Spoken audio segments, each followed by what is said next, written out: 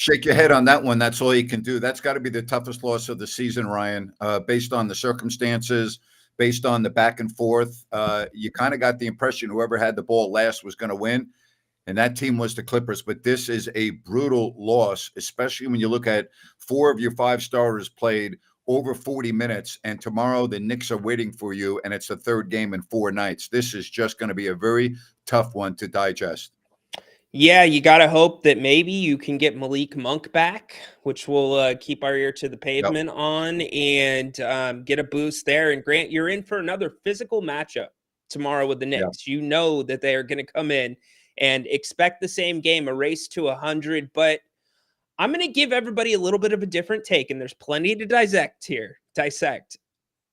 I'm going to say it's easier to swallow one like this than it was to swallow a 15-point comeback by the Suns last season at the end of the game, which cost you possibly a playoff spot. Not saying this one will, Grant, but the Kings played really well tonight. Really well. They did. I got to tell you, I did not like the last possession of regulation when you're up by 2, taking a 3 there. I don't like that at all. You need to get to the line. You need a 2-point shot. DeMar took a 3. I did not like that shot selection there. I thought that was one of the real mistakes of this game. You hit the nail on the head. There was 10 seconds left on the shot clock, Grant. You can't do that when you're up. And here's the other thing. The Kings offense got completely stagnant at the end of the game. What about Keegan Murray? 6 of 12 on the night, 3 of 6 from beyond the arc. He's not touching the ball offensively. Same thing goes for Keon, who didn't shoot it as well, but you at least have to get some variation, and there wasn't any. And yes, we know about DeMar's toes. We've talked about him forever on this show. Yeah, you're absolutely correct. I mean, you know what else is difficult to take? The assist to turnover ratio was great tonight. 27 assists, 8 turnovers. That's really, really good. And the Clippers win by 1 point. And not only that, they win the season series now. They won 3 out of the 4. So if there's a tiebreaker, they get the nod. Yeah, I think, again, if I take away anything positive, I like the way these teams match up. If you end up needing to see them again, I'm not scared off anymore because of the new length. That last play, Grant, was defended perfectly. Jake LaRavia did a perfect job of being in between Kawhi and Derek Jones Jr. Keegan, hell of a good job on ball defense. Kawhi just made a better shot. You also have to understand, though, both teams were without key players in this game. Powell is really good for the Clippers. And I'll tell you, Ben Simmons has played well. He didn't play tonight. He's a defensive lockdown type of a guy. And the Kings didn't have Monk and Sabonis. So we'll see what happens if they're all healthy when they meet again in April. But for right now, this is a really difficult loss. And now, boy, it puts a lot of onus on the game tomorrow. The Knicks have already lost their first 2 games on this West Coast trip. Jalen Brunson is out for 2 weeks, but the matchups here, a physical team against what is going to be a tired Kings team. Tomorrow, you're going to need every single person to go above and beyond to win that game tomorrow. Well, and the guys that you're going to need, like Jake LaRavia, he played 17 straight minutes of game time. All of the fourth quarter, all of overtime. You're going to really need his efforts tomorrow. They're going to dig deep, but that number of assists that you said, 27, what do we say here on this channel? You need 28 to win. 28 to win with this team. Well, this is do you agree with me? This is the toughest loss of the season, not the worst loss, the toughest loss. Yeah, it's the toughest I can remember. I agree. 111 to 110. We take your phone calls and you can go at it. Let's do it. All right. Give us a call.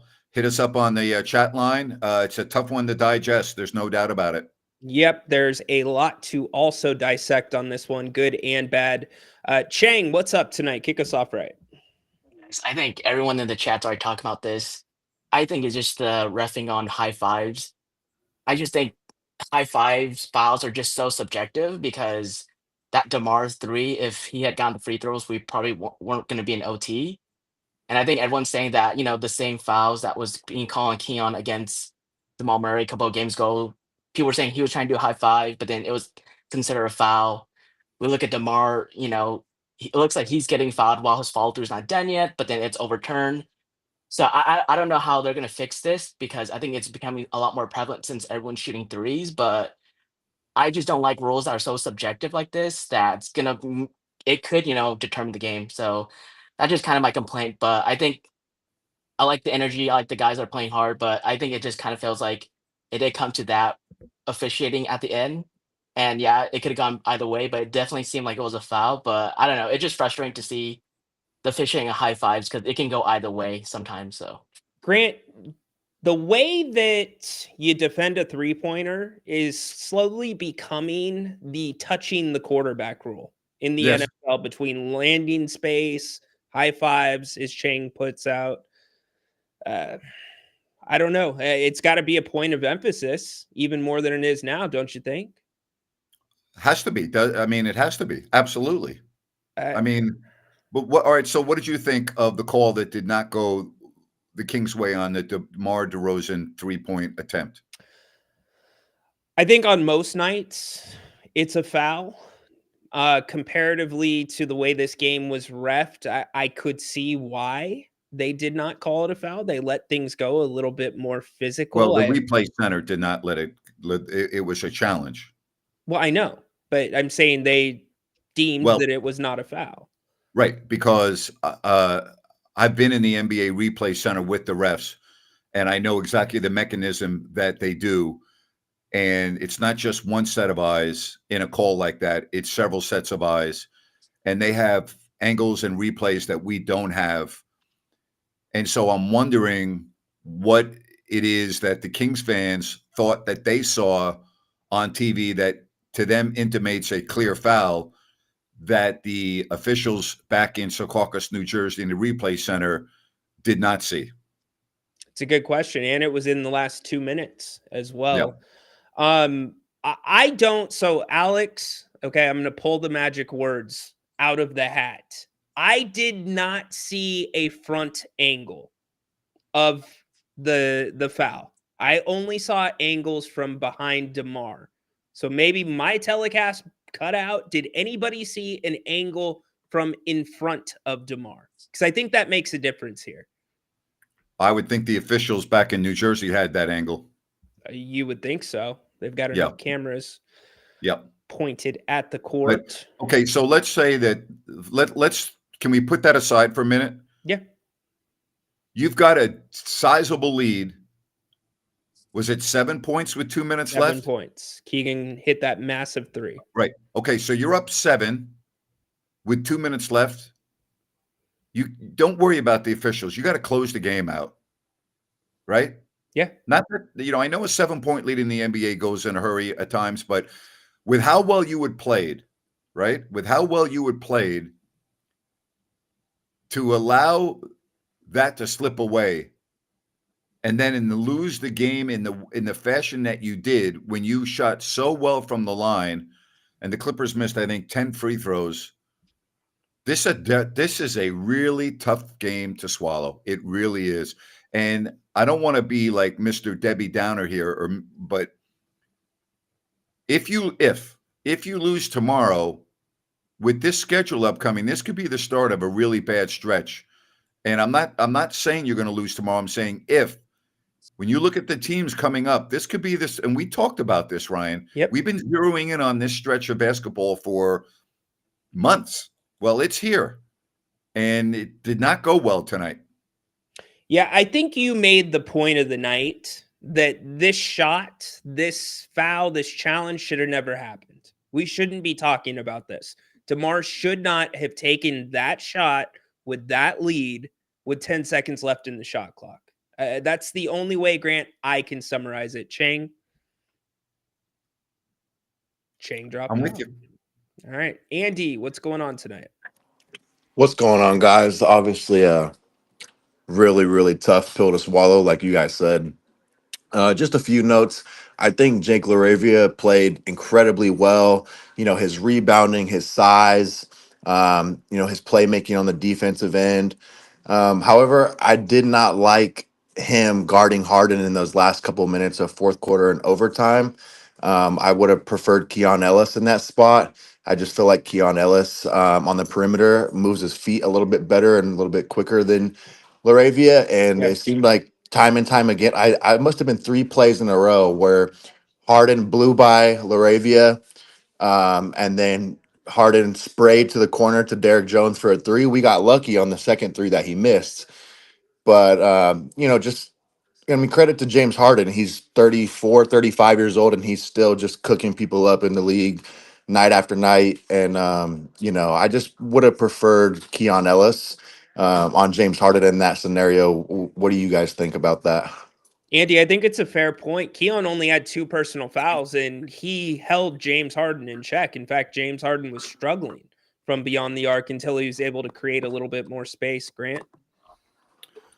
You can't always get the matchup that you want, but yes, I think it's a very good point to make. I think when you lose a 1-point game, there are certain possessions that you overanalyze that are so important in a game.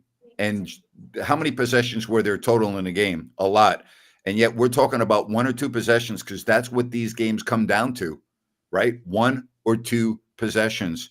And yeah, you bring up a good point. I think it's fair to discuss.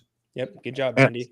And I will say one bright side, like if you want to be on the positive outlook at things, is we do have a decent sized lead over the Mavericks and the Suns. And with how injured the Mavs are and with how the Suns have been playing, I don't really see them passing us, hopefully, for that 9th spot. So, hypothetically, if we play a play-in game in the 9th spot, it's probably going to be the Timberwolves and the Clippers in that 7-8 game. And like Ryan said, like if granted, if we win the first 9-10 game, which we should, I don't fear the Clippers. Whoa. What do you mean you should? Based on what? Should we should beat the Mavericks or the Suns if we play them in the 9-10 Well, I'll game. tell you right now, if you're playing the Suns with Kevin Durant and Booker and that team healthy, that's no picnic. All right. If the Suns get another breath, a new breath where they get into this thing because Dallas is going to be so bad, that's playing Kevin Durant and Booker in a single game elimination would be no picnic. I'm just telling you that right now. And the Kings, it's no picnic. That's not a 50-50 coin flip.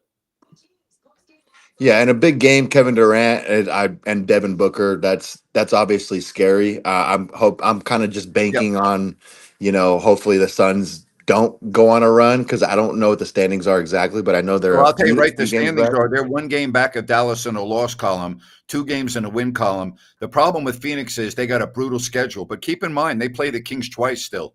Yes, that's very true. So, we could be looking at a scenario where Phoenix actually is ahead of Sacramento in the standings at the end when you look at the Kings schedule. I think that is highly unlikely based on Phoenix's schedule and how up and down Phoenix has been.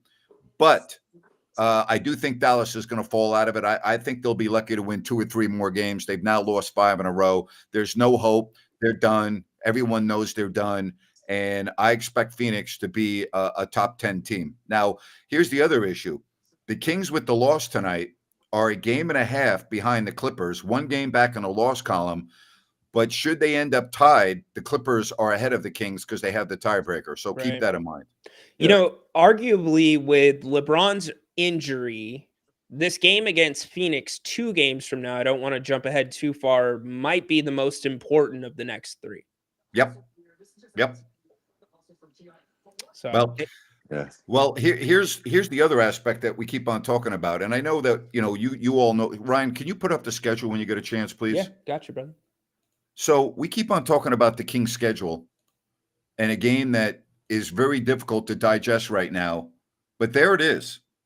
All right, after the Knicks, you play the Golden State Warriors, and they're playing as well as any team in the West right now. Okay. Then the very next night, you're at Phoenix. They're waiting for you.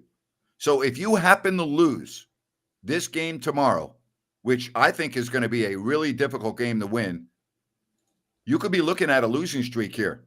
All right. You could be, and then you got, look who's coming up right after that. So you have this is murderer's row coming up. Yeah, Memphis, Cleveland, Chicago, Milwaukee, Boston, Oklahoma City. Yep. Andy, thanks for the call. GP, thanks for waiting. Hey, how you guys doing, Grant? GP, what's up? Hey, not much, man. Look, a couple of points I wanted to make, Grant. First of all, I want you to do your rant on these refs, man. I know you've been watching these refs dog our Kings since the 2000s. You've got to do a rant because this is ridiculous. Like, yeah, I'm not doing a rant on the refs. I'm just not, okay? Because more times than not, the refs get it right. Now, the refs were horrible in the game 2 games ago. Grant, I get it, but that wasn't a high five. He hit under the arm. That's not a high five. That's a foul. Okay. I've seen the replay. Let's say you're right. Let's just say you're right. Yeah. What about all the other possessions in the game? Let's talk about those too. No, I agree. With 2 minutes to go, I agree with you. With 2 minutes to go, we got to close it out. We got to close it out. I agree with you, but these calls down the stretch, hey, I feel like Los Angeles, whatever Los Angeles team it is, we can't get a call against them. Like now we got Debo, one of the best scorers in the NBA, one of the best closers. If you don't give that man a call, there's something wrong. That's like a Vegas call being made. That's all I got to say. But hey, we got a tough stretch of games, but hey, they got to buckle down and play some defense. Keon Ellis and LaRavia, they got to lock the perimeter down. And honestly, Murray and Trey Lyles, they need to help the forward spot and kind of wake up and drink a Red Bull or something because those guys look like they're lacking some energy there. GP, are you out of your mind about Keegan Murray?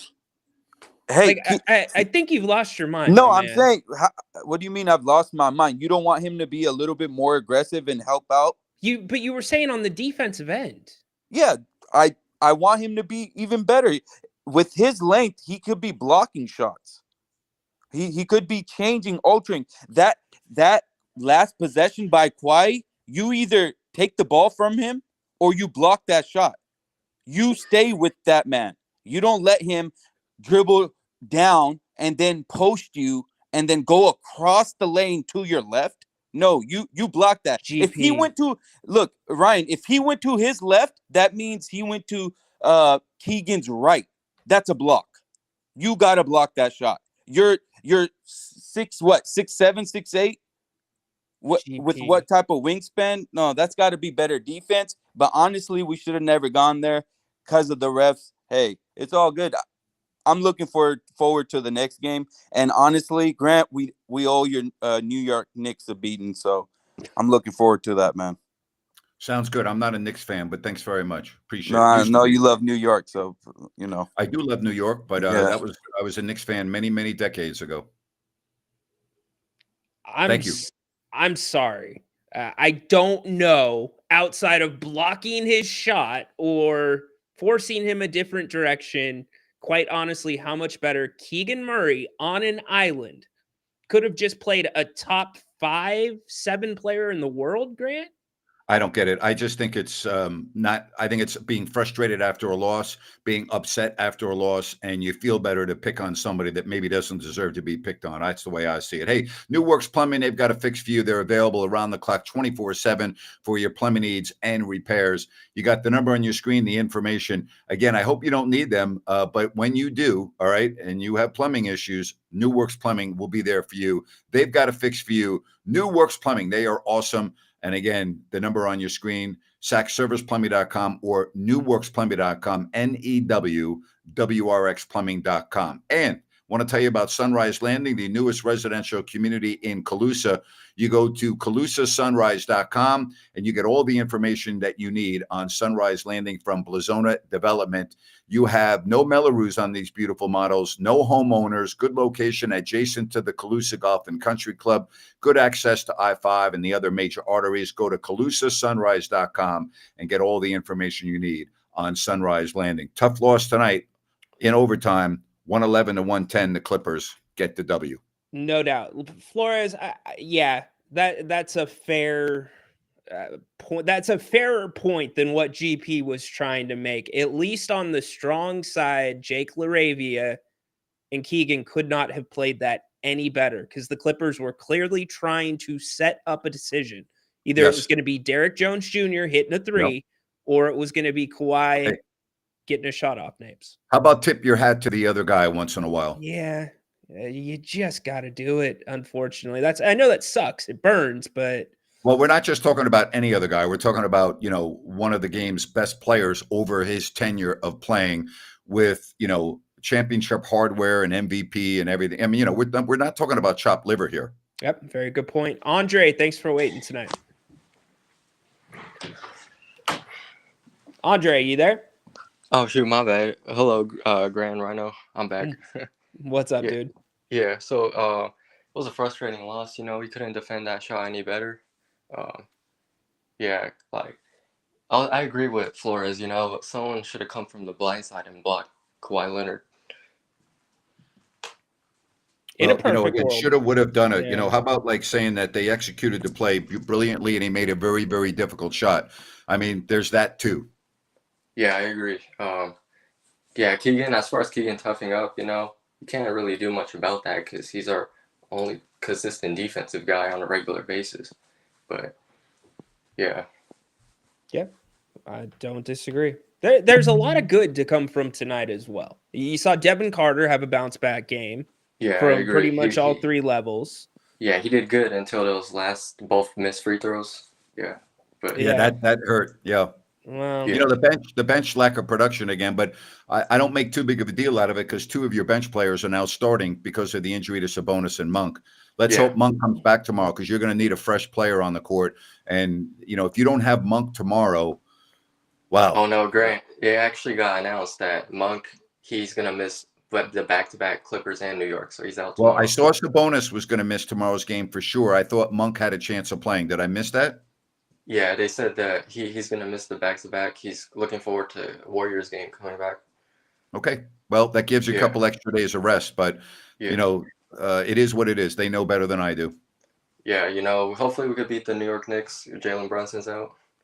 Well, I don't like the matchups tomorrow. I'm going to be real honest with you. Valanciunas is a guy that I'm really worried about tomorrow. With Karl-Anthony Towns. Because of fouls, and he played a lot of minutes tonight.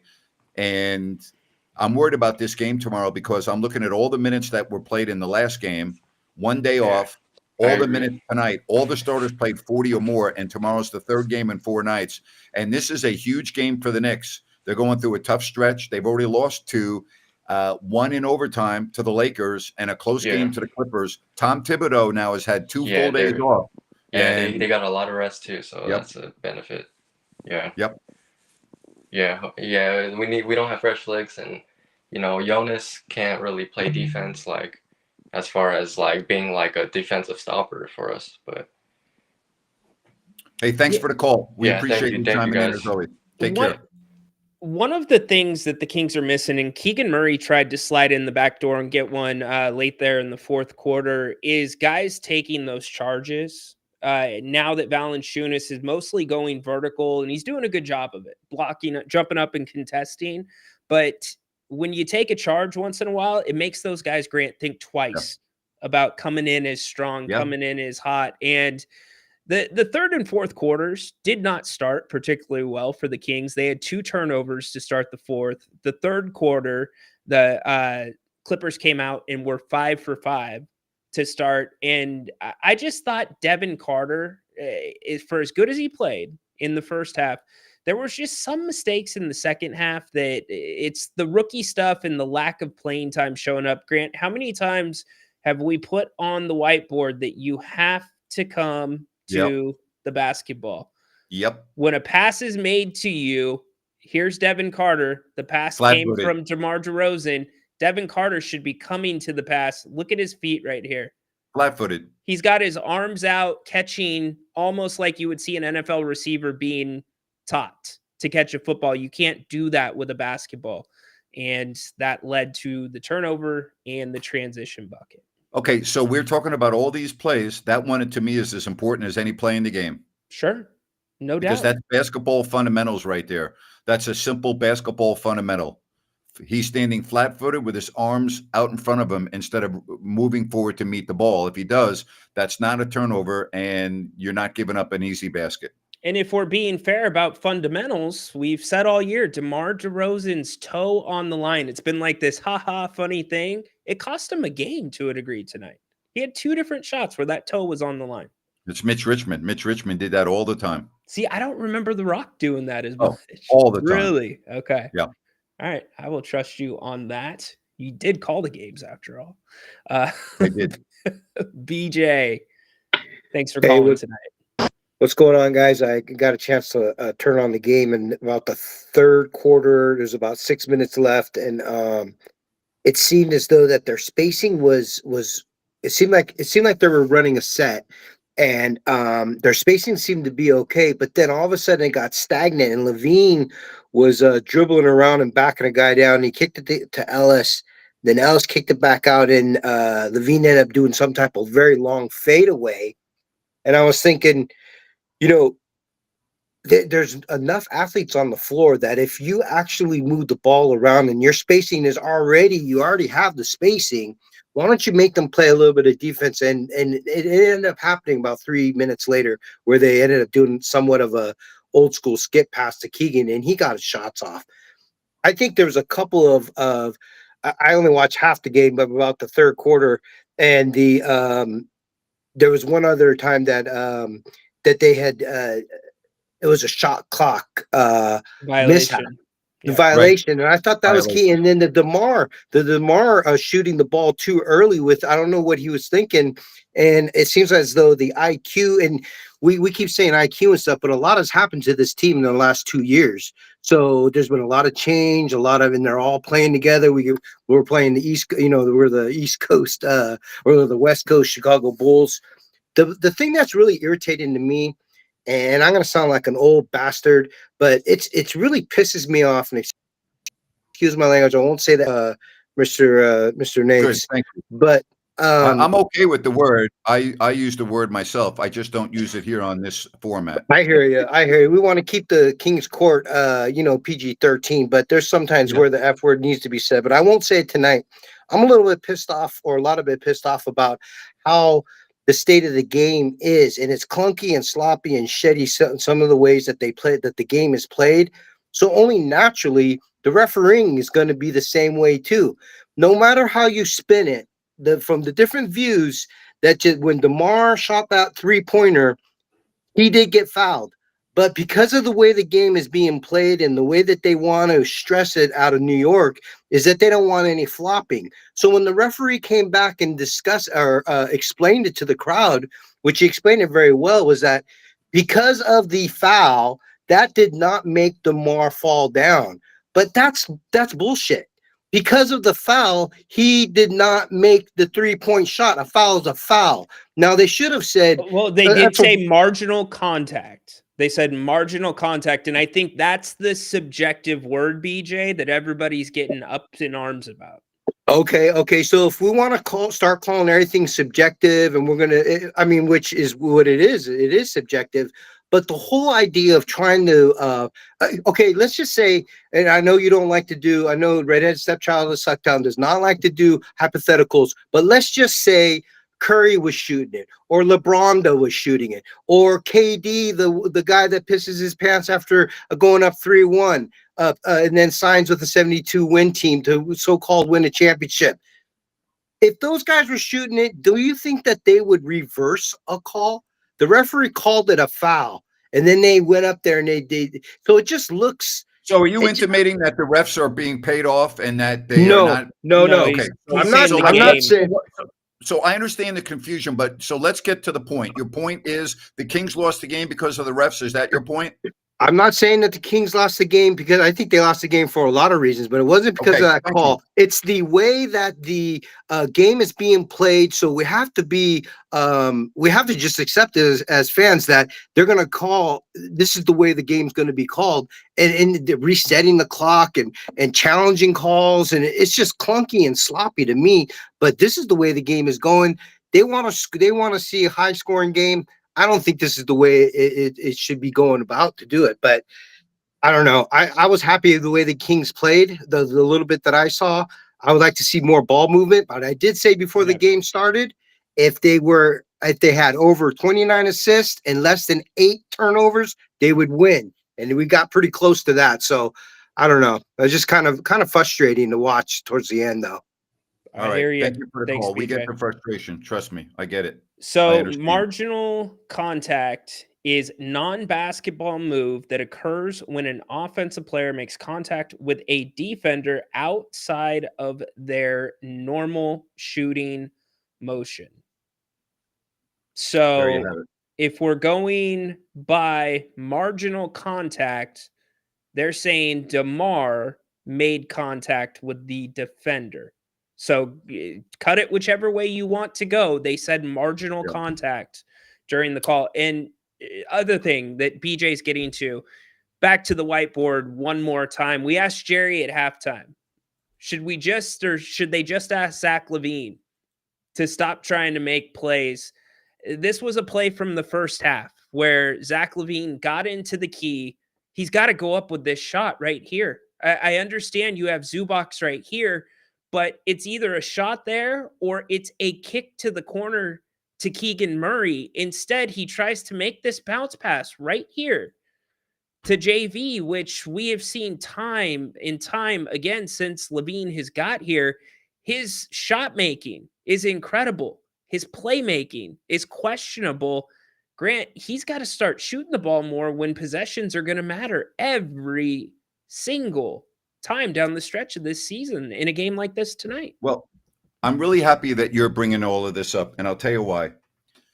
Because I made a statement a couple of moments ago. Everyone wants to talk about the call. There are so many other possessions, or at least clearly a handful at least, that you can dissect and say, geez, that was a bad possession. What's going on there? You just showed Devin Carter standing flat-footed instead of coming to the ball. That's a giveaway. That's giving away 2 points, right? Yep.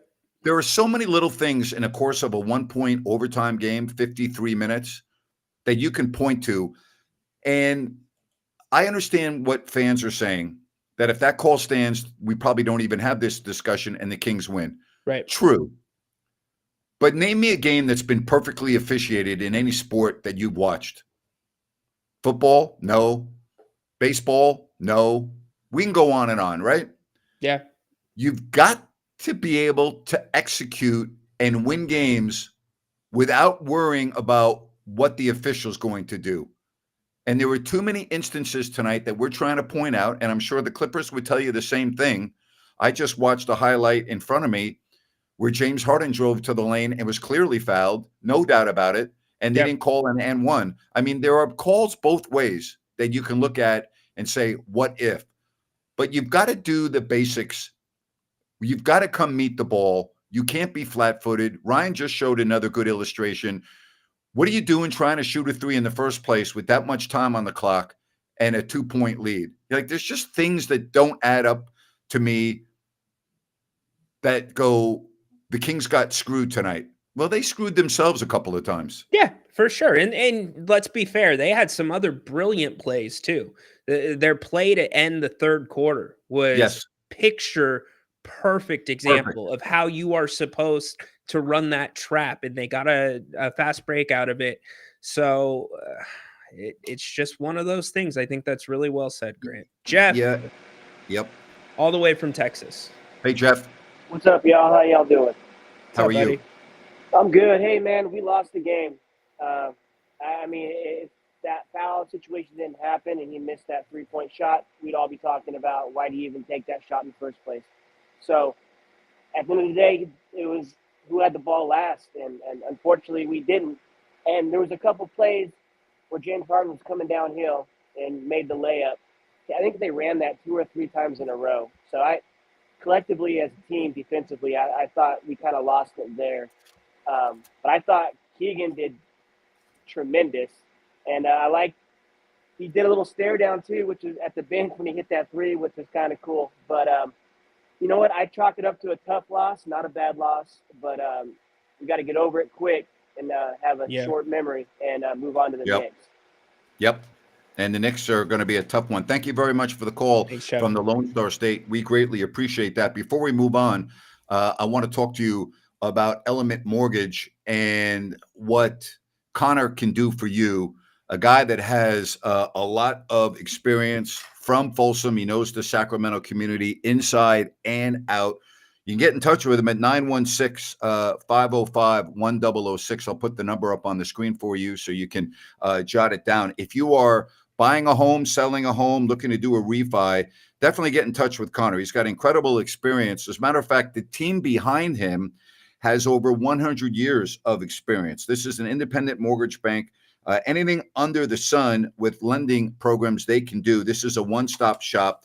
And again, we talk about experience, 1,000 loans closed over the past 7 years.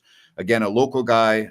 Loved getting to know him, and trust and experience. That's what I look for when it comes to buying a home, selling a home.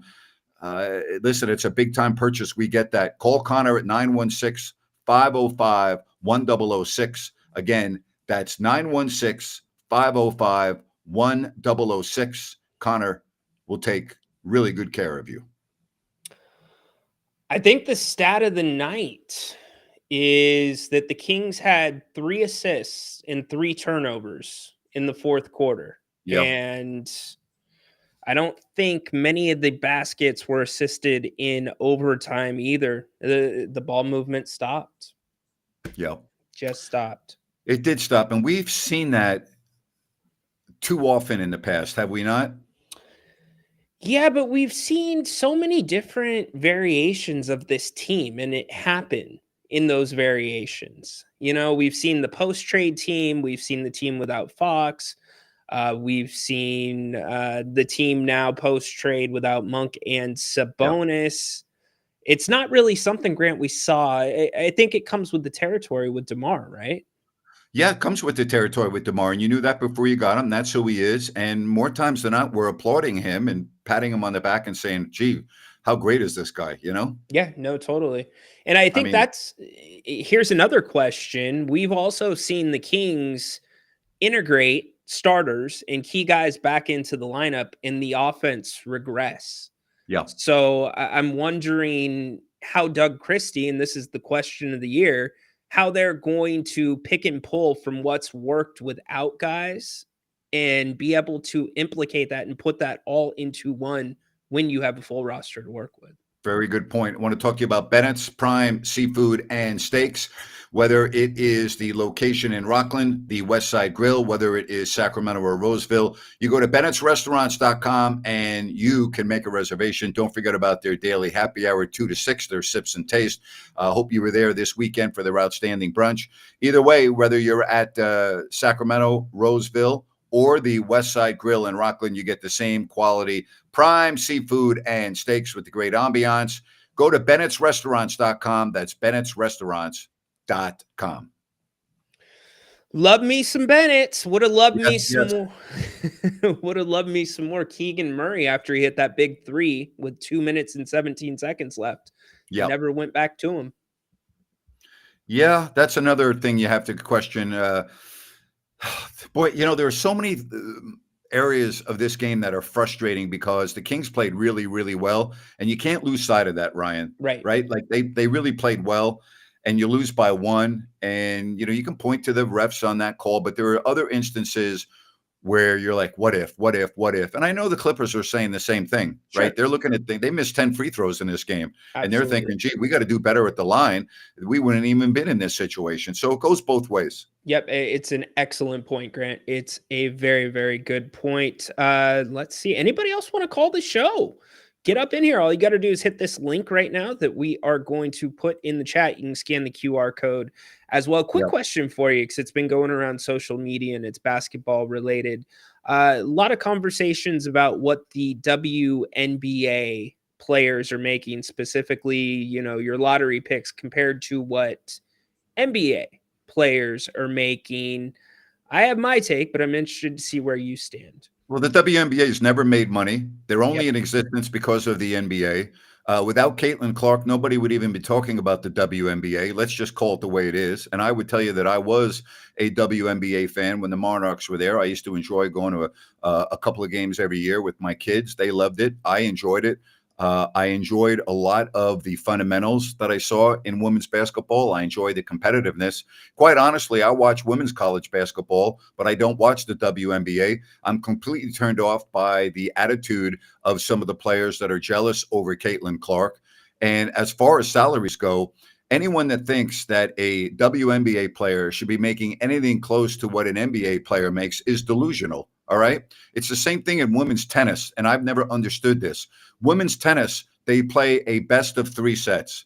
Men play a best of 5. That alone should create a disparity in prize money. All right.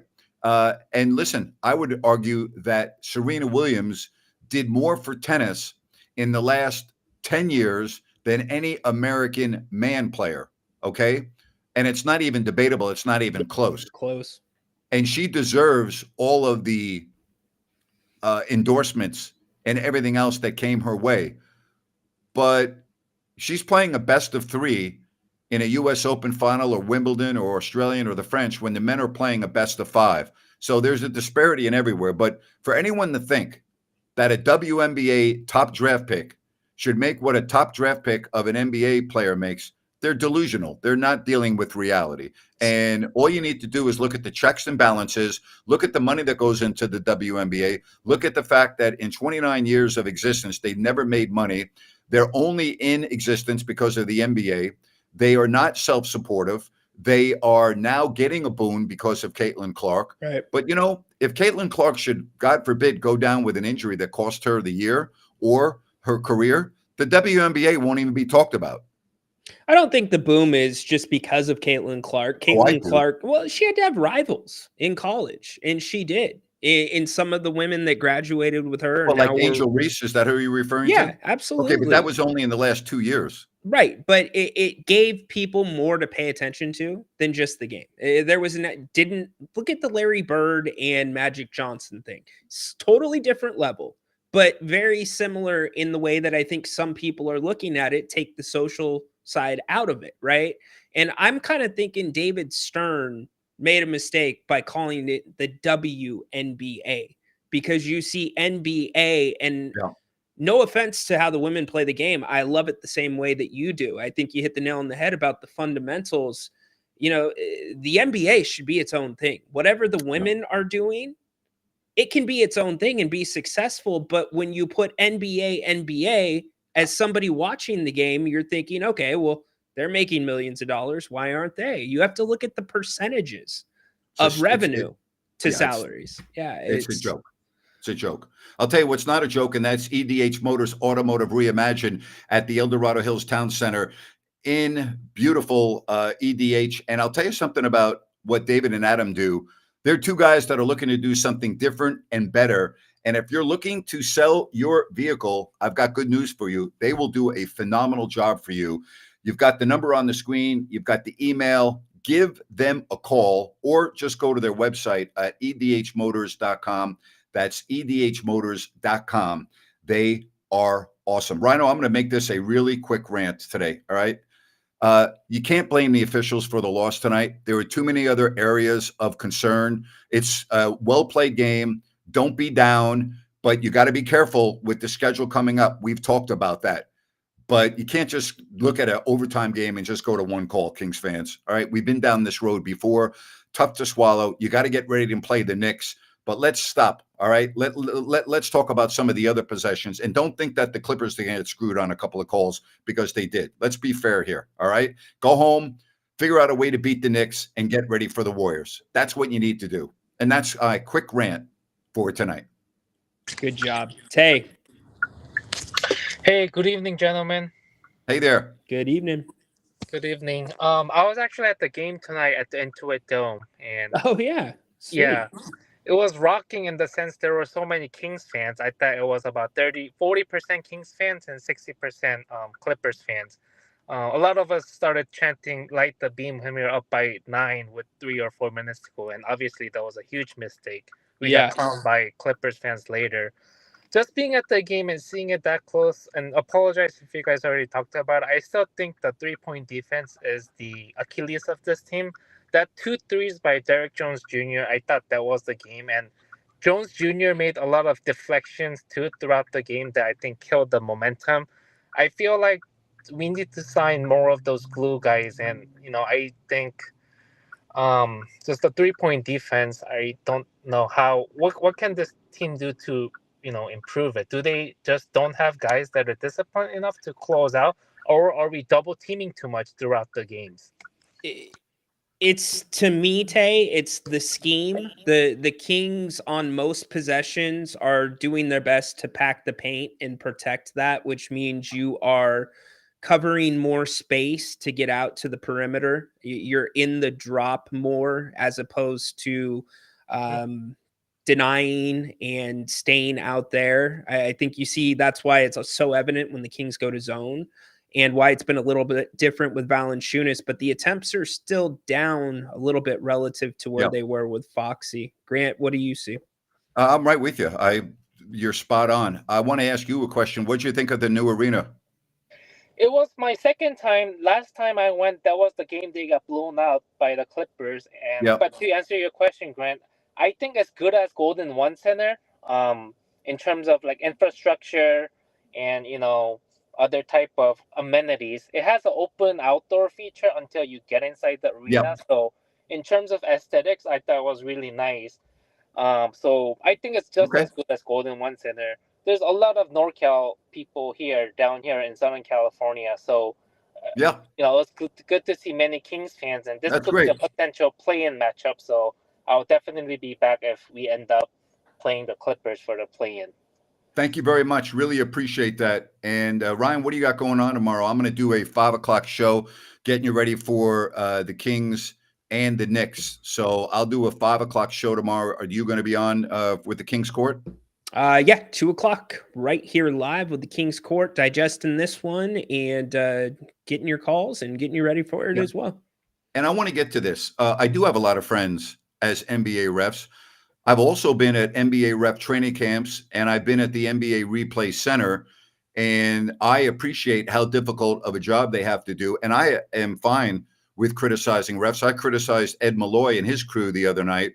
Was it the Denver game that I criticized them for? Yeah, with Denver. Yeah, and I have no problem criticizing the refs, but I'm objective, and because I have referees that are friends, doesn't prevent me from criticizing them when warranted. But I think that the difference is I have a different perspective than you do, because I've been at the NBA referees training camp on the East Coast, and I have been at meetings that are closed with NBA referees. I've talked to NBA referees about what their day is like, what they do. And so I have a different perspective. And I also think that the biggest misnomer with officials in all sports is that when they miss a call and they know they made a mistake, it doesn't affect them. I have many friends that are officials in all 4 sports, all right? NFL, NHL, NBA, and Major League Baseball. And when they miss a call that affects the outcome of a game, it doesn't ever leave them. It eats at them. They don't sleep.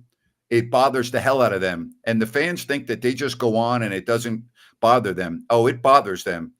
And fans think that they're robots. They're not robots. They're humans that have emotions. And guess what? The Clippers missed 10 free throws tonight. Devin Carter missed 2 free throws at a critical situation. Does that mean that Devin Carter sucks? Does that mean that the Clippers suck? No. So when a referee misses a call, does that mean that they suck? No, it means that they're human and they missed a call. I look at it a little bit differently than you. I don't expect perfection from my athletes. I don't expect perfection from my sports officials. And if you do, you're probably wasting your time, because it's never going to happen. We've definitely seen an uptick on the criticism of referees since gambling has become more sponsored within the big sports. So anyways, the Kings look to pull a Pikachu out of the hat tomorrow against New York, who is rested. Yeah, I think it's going to be a really tough game to win. I got to be honest with you. Ryno, we will adjourn for tonight. I'll look forward to tomorrow, and let's see if we can light the beam, and that would be a nice bounce back against the Knicks. Thank you, everyone. We appreciate the heck out of you, and we look forward to talking to you tomorrow right here on If You Don't Like That.